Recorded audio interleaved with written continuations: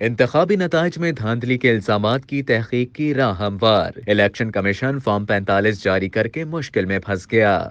Election commission نے قومی اور صوبائی اسمبلیوں کے تمام فارم 45 اپنی ویب سائٹ پر جاری کر کے انتخابی نتائج میں دھاندلی کے الزامات کی تحقیق کی راہ ہموار کر دی ہے۔ کمیشن نے یہ کام 12 دن کی تاخیر سے انجام دیا ہے، جس کی بنا پر شکوک و شبہات کا اظہار کیا جا رہا تھا، لہٰذا اس تاخیر کے اسباب کے بارے میں بھی وضاحت کی جانی چاہیے۔ ہمارے موجودہ انتخابی نظام میں پولنگ کے نتائج کے معاملے میں فارم 45 کلیدی اہمیت رکھتا ہے۔ یہ وہ گوشوارہ ہے جو ایک انتخابی حلقے کے ہر پولنگ اسٹیشن میں ہونے والی گنتی کے نتیجے پر مشتمل ہوتا ہے۔ گنتی کا یہ عمل تمام امیدواروں کے پولنگ ایجنٹس کی موجودگی میں انجام دیا جاتا ہے۔ پولنگ کا وقت ختم ہونے کے بعد ووٹوں کی گنتی اور فارم 45 پر ہر امیدوار کے حاصل کردہ ووٹوں کا اندراج انتخابی امیدواروں کے ان نمائندوں کی آنکھوں کے سامنے مکمل ہوتا ہے۔ اس کے بعد فارم 45 پر انتخابی عملے کے ذمہ داروں کے علاوہ تمام پولنگ ایجنٹس بھی دستخط کرتے ہیں اور پھر اس کی مصدقہ نقول تمام ایجنٹس کو فراہم کی جاتی ہے۔ ایک انتخابی حلقے کے تمام پولنگ اسٹیشنوں کے فارم 45 جمع کر کے ہر امیدوار کے حاصل کردہ ووٹوں کے مجموعے کا پتہ چلایا جا سکتا ہے اور دھاندلی کا کوئی امکان نہیں رہتا۔